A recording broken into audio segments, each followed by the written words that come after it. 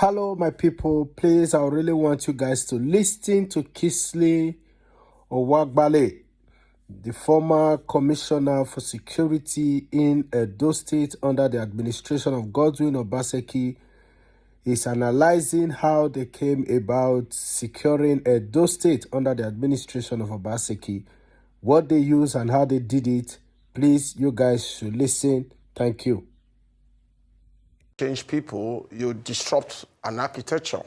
And so security is about the architecture you have in place, just like in your houses. When there's a break into your house, you want to ask what happened. So right now, before we left in November, we had Edo was one of the safest states in Nigeria. We could not eliminate crime or criminality completely, but we had a control, and that is critical. So there are three levels, if I may quickly, about security in an area or a state. You have the government, you have technology, you have the people, and intertwine, a bringing together of these various levels will help a state to be safe. In our time, for instance, the Governor Obaseki in fact, he was on our toes. Security for him was critical. Maybe because he's an investment person, he felt that security was critical for people to invest in the state. So for him, security was critical. And so his body language, his behavior was zero tolerance for insecurity. As a matter of fact, any gunshot anywhere, we're on our toes. We never rest. So that's part of the government. That's one. Two, technology. Edo, for me, is still the most technologically advanced state in Nigeria in terms of security architecture. Under our time, we had the command and control center that is still working. As a matter of fact, if you call 739 now from any part of Nigeria, somebody will pick it up at the command and control center, where Edo State has cameras everywhere. Virtually every local government headquarters in Edo, apart from one or two that we had network issues, had dome cameras, surveillance cameras installed there, right? And then we also had the push-to-talk walkie-talkie. They are still available. They are there. So these are some of the things we put in place. And then lastly, the people. All right, so you then have the vigilante system where people were made to take care of their community, because security is not just about government, it's also about the people, how and how and how. So if you look at the issue on ground, you say there are attacks. Where did they come from? Why did they attack those people? Who are involved? What is the response? How did we respond? Was it swift? Was it severe? Or what happened? So you have to look at security from a holistic point of view, right? Some of us knew this was going to happen because, like I said, when you change a government, you are changing the critical personnel involved in various arms of the architecture. That disruption will create an avenue for people to infiltrate. So I think we're having the manifestation of that kind of infiltration now. That's part of what's going on. I can take more questions. All right, fair enough. You've explained the people and the technology and the steps that are being taken. But what are some of the more urgent steps that need to be taken in order to improve the security situation in Edo State? You talked about technology and manpower and, of course, people taking advantage of this crucial changeover period. But what could be better done? Well, okay, security is not, you can respond swiftly to deal with an immediate situation like it has happened now. But you have to look at security from a long-term planning point of view. You have to have a roadmap. So like I said, the question will be what changed?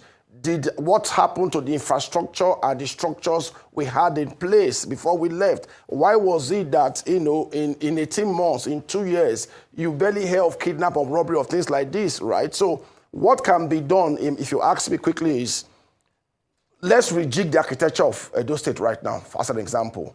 Who are in charge? What are they doing? How often do they meet? What's the level of synergy within and amongst the officers? In our time, we had a robust intelligence synergy among the various security agencies, whether it's DSS, the Army, the police. We could work. We knew where things were going to happen for. We had very strong intelligence. As a matter of fact, I don't know whether they still use the drones we had. So when we get intelligence locally, we send the drones to go and check before we strike and all that. So for me, what can be done now is, for us, I think they've done that, is to send special forces to those areas that are hotspots, calm those areas down, and then look at the bigger picture.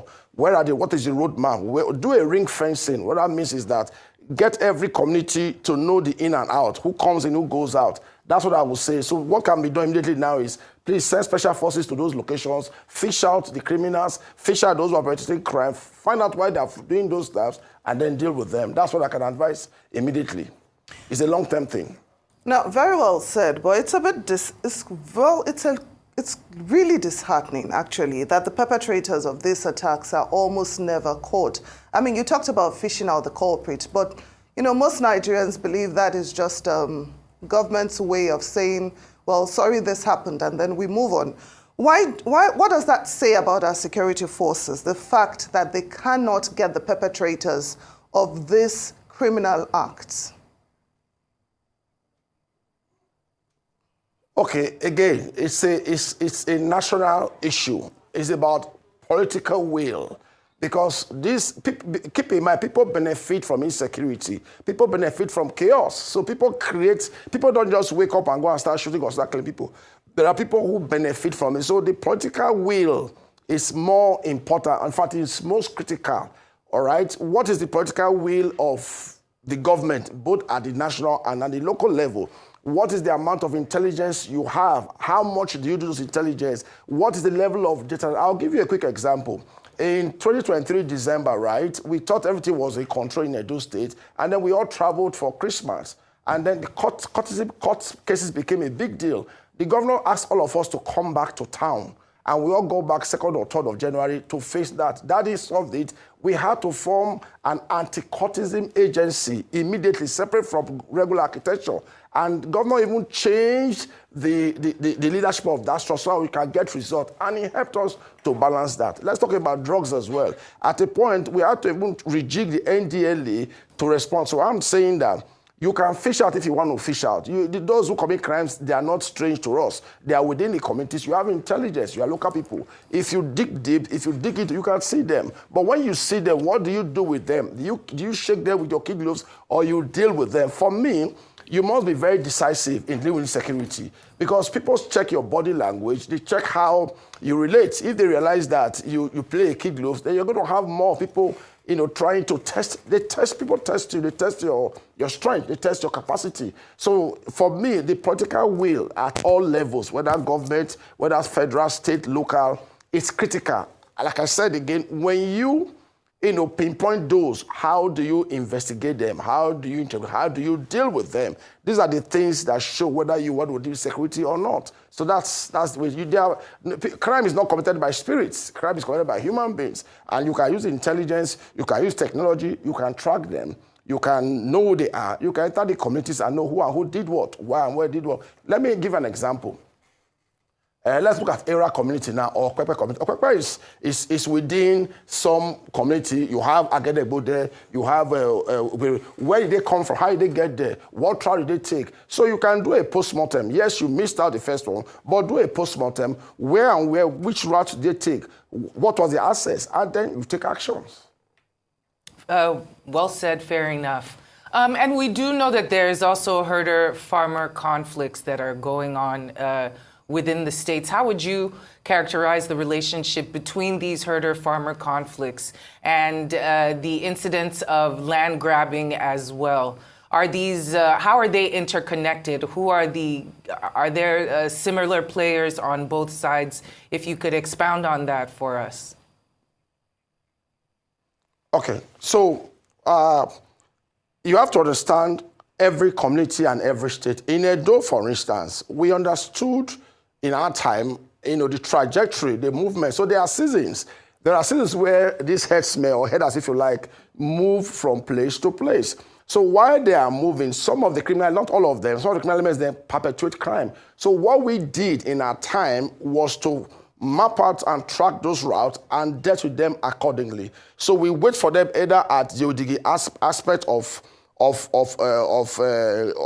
or you go to Kogi aspect of Akoko Edo, or you watch them from Orion. So you can map where they are coming from, and then you deal with them. And if you go and check some of our videos, you see where we spent drones to go to their. Once we identified that they are there, we were able to spend our special forces to go there to dismantle them and bomb their wherever they are and disable them.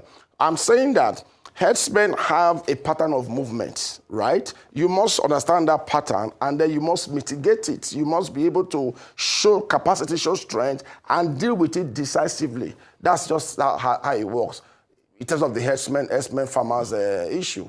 And that's what we've done. And then get your farmers to also give you information. Let them be able to call. Let them have we have a forest guard on our time. We're able to plant special forces at different points. Okay, you have the army, our FOB around Shobe. You have another one around the Hall. We're planning another one around the Gara.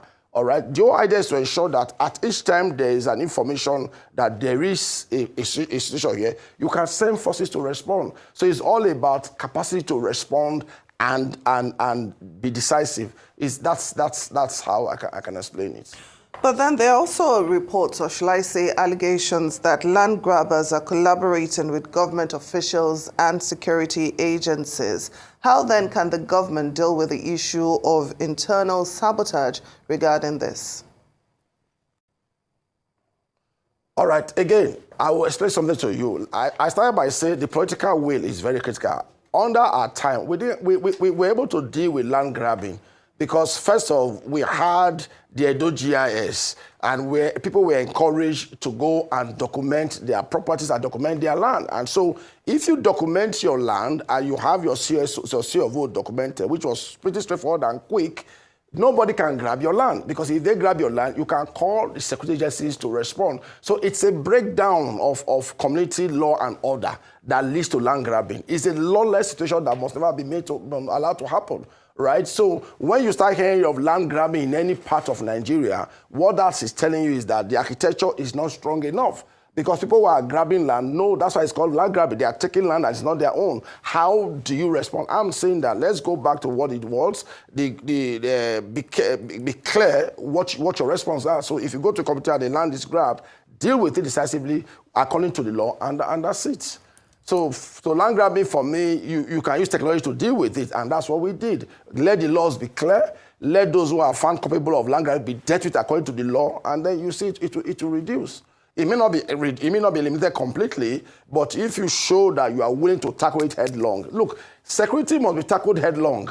Security is not tea party. You don't play with insecurity, because every time your state is insecure, you are discouraging investors. If you don't have investors coming into your state, you're going to start losing. You're going to have more criminals. In our time, before we left, for instance, insecurity reduced so well that our IGR will grow. Our IGR will grow because people felt safe and comfortable. So every state government, every state in Nigeria must understand the nexus between a secure state and an investment-friendly environment, right? So when people are coming and you are grabbing their land, what does that tell them? It tells them they cannot count, they cannot depend on you. So it's a whole lot of situation you're having in your hand. You must be decisive. What are the laws? There are laws in place already. Have those laws been jettisoned? Have they been thrown aside? If they are not, bring them back. Again, as they say, we have a proper architecture in place before we left. Okay, security is continuous. You have to rejig it. Review those architecture. How can you improve on them? What can be done? How do we get together and say, okay, this is where men should be. Men mounted. Procurement is good. Procurement does not solve security.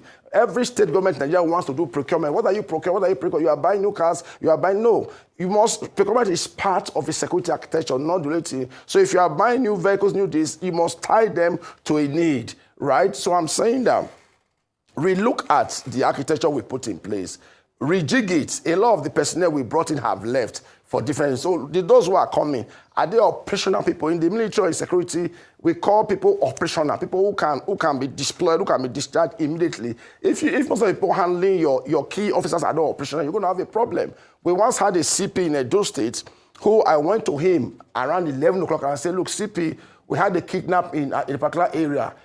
By 6 a.m., he called the DPO there and transferred him on the spot. Why? According, as far as it's concerned, you can't have me coming to inform him that there's a kidnap in an area where he has a DPO. That's a strong message. That's an operational CP. So I'm saying, how operational are those guys running the system now? I know it will take them some time, to adjust, to acclimatize, but you see, that's what it is. That's what it is. You must get back to the community. I said about vigilante, which I need to say quickly.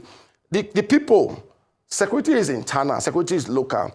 You must look at the vigilante structure again. Edo State had one of the best vigilante structure in Nigeria, and still we trained over 12,000 people from various communities. I think they should look at that again and say, what went wrong? Can we rejig the vigilante system? Can we get people accountable? What about the kings and head of these communities? Can you get them back to be accountable so that you can work together? And then, most importantly, can you be proactive? Can you be not reacting? Most times, when you are proactive, you can look at the trend, you can predict, and then should your system be broken, your response will be so vehement and done in a way that people know that, okay, if we go here, the government is going to respond. That's how much I can say about security on that for now. Well, you surely did share a lot with us, and